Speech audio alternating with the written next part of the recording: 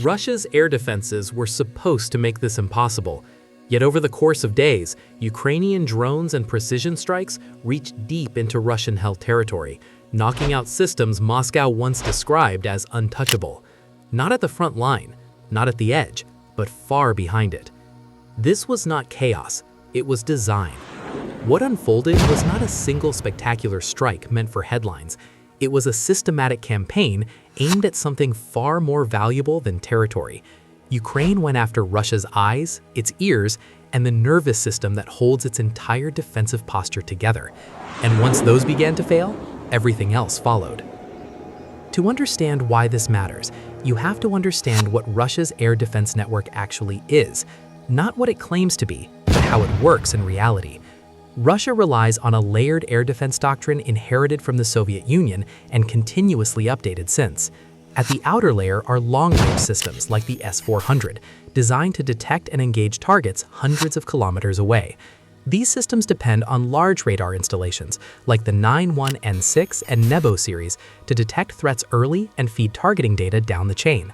Closer in are medium and short-range systems like Buk, Tor, and Pantsir, meant to protect high-value assets from cruise missiles, aircraft, and drones. On paper, it is formidable. Russian state media has spent years portraying this network as nearly impenetrable, but real combat is not fought on paper. Ukraine understood something fundamental that many observers initially missed. You do not need to destroy every missile launcher to collapse an air defense system. You only need to break the connections between sensors, command nodes, and shooters. This is a principle well documented in Western military doctrine and analyzed repeatedly by institutions like the Royal United Services Institute and the International Institute for Strategic Studies. And that is exactly what Ukraine targeted. The first clue that something had changed came from Crimea. For months, Crimea was treated as a rear area, heavily defended and relatively safe. Russia concentrated some of its best air defense assets there, including multiple S-400 batteries, Nebo-M radar systems, and Pantsir point defense units guarding airfields and logistics hubs. Ukrainian officials had openly stated Crimea was a legitimate military target, but many questioned whether Ukraine had the reach or the survivability to operate there consistently. That question has now been answered. Open-source analysts, including those tracking satellite imagery and combat losses such as the Oryx project, began documenting the destruction of key radar systems in Crimea. These were not decoys. They were confirmed systems with identifiable radar arrays and support vehicles. The loss of a Nebo radar is not just a tactical setback. It degrades early warning across an entire sector. Without it, S-400 batteries lose much of their long-range detection capability. According to assessments published by the UK Ministry of Defense, Russian air defense effectiveness drops sharply when forced to rely on shorter-range sensors alone. This creates blind zones, especially at low altitudes, exactly where drones operate. Ukrainian long-range drones exploited this vulnerability. These are not expensive cruise missiles. Many are relatively simple platforms, often adapted from commercial or light aircraft designs. Their strength lies not in speed or stealth, but in numbers, route planning, and intelligence support. Ukrainian strikes increasingly use multi-axis approaches, forcing Russian defenses to split attention and expend missiles that cost millions of dollars each. This economic imbalance matters. Analysts at the Center for Strategic and International Studies have noted that intercepting low-cost drones with high-end surface-to-air missiles is unsustainable over time. Ukraine appears to be intentionally applying this pressure. As radar sites were hit, secondary effects followed. Russian airfields began to come under threat. One of the most significant losses reported was a MiG-31 interceptor destroyed on the ground. The MiG-31 is not just another fighter.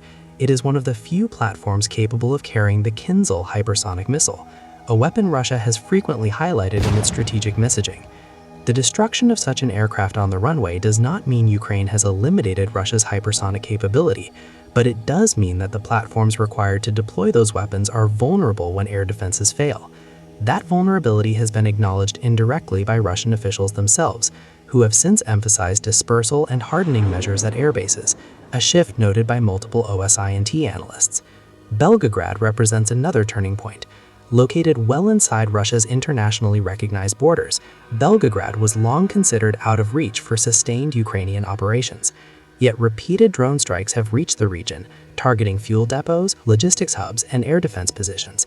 Russian authorities have been forced to publicly acknowledge these attacks, contradicting earlier claims that air defenses would prevent such incursions. This creates a strategic dilemma. Every air defense system moved to protect Belgorod is one less system available to defend occupied territories or critical infrastructure elsewhere. The Institute for the Study of War has repeatedly highlighted this trade-off. Russia cannot defend everything at once, especially with finite high-end systems and trained crews. The deeper issue is doctrinal. Russia's layered air defense assumes predictable threats, such as aircraft and cruise missiles. It struggles against swarms of small, low-flying drones approaching from unexpected directions. Western analysts have pointed out that even advanced systems like Pantsir are vulnerable when overwhelmed or when their own radars are degraded. Ukraine has combined drone strikes with electronic warfare and intelligence support, often using real-time feedback from reconnaissance assets. This integration mirrors NATO concepts of sensor-shooter networks, adapted to Ukraine's resource constraints. There is a psychological dimension. Russian air defense crews now operate under constant pressure, unsure whether any incoming contact is a decoy, a reconnaissance drone, or a strike asset. This increases reaction times and error rates. Military psychologists have long noted that sustained uncertainty degrades performance more effectively than isolated shocks. Russian propaganda efforts have attempted to counter this narrative by highlighting supposed Ukrainian losses, or by claiming air defenses intercepted the vast majority of incoming drones. But OSINT scrutiny has repeatedly challenged these claims. Geolocated imagery, independent satellite data, and local reporting often contradict official statements. This pattern has been documented extensively by analysts from Bellingcat and other investigative groups. The collapse of propaganda narratives around areas like Kupiansk is instructive. Russian sources claim successful defense and stabilization, yet visual evidence showed continued Ukrainian pressure and Russian repositioning. When air defenses fail, information control becomes harder. Fires are visible, explosions are recorded. The gap between messaging and reality widens. All of this points to a broader shift in modern warfare. Control of airspace no longer depends solely on manned aircraft superiority. It depends on information dominance, sensor resilience, and the ability to adapt quickly. Ukraine is not winning by outproducing Russia. It is winning by outthinking specific parts of Russia's military system.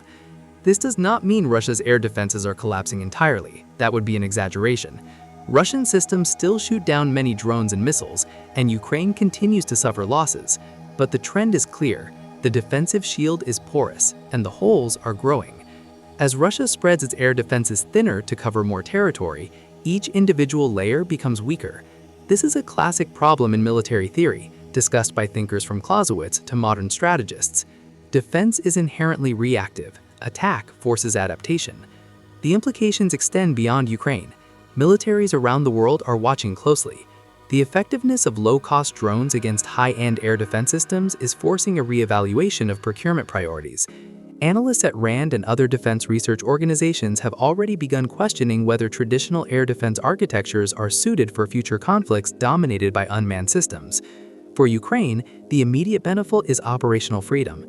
Even without capturing territory, degrading Russian air defenses allows Ukraine to strike logistics, disrupt command structures, and shape the battlefield in its favor. This aligns with Western concepts of shaping operations, where the goal is to weaken the enemy before decisive engagements occur. There is also a strategic signaling effect. By striking deep and exposing vulnerabilities, Ukraine sends a message not only to Russia but to its own partners. Continued support translates into real, measurable effects. This matters politically as much as militarily. At the same time, Ukraine has shown restraint in targeting choices.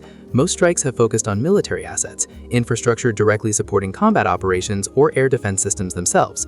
This distinction is important for maintaining international support and staying within the bounds of the laws of armed conflict, as emphasized by organizations such as the International Committee of the Red Cross. Looking ahead, Russia faces hard choices. Rebuild damaged systems, which takes time and industrial capacity. Pull defenses from one area to protect another, creating new vulnerabilities, or attempt to adapt tactics and technology under fire. None of these options are easy. Ukraine, meanwhile, continues to refine its approach. Each successful strike generates data. Each failure produces lessons. This learning loop is one of Ukraine's most underestimated advantages, as noted by multiple Western military observers. This week was not an anomaly. It was a glimpse of a new phase in the conflict, one where distance offers less protection, where expensive systems are hunted by cheap platforms, and where control of information and sensors matters as much as firepower. Russia's rear is no longer secure. Its air defense umbrella is no longer intact, and Ukraine has demonstrated that modern warfare is not about mass alone, but about intelligence, coordination, and precision applied at the right points.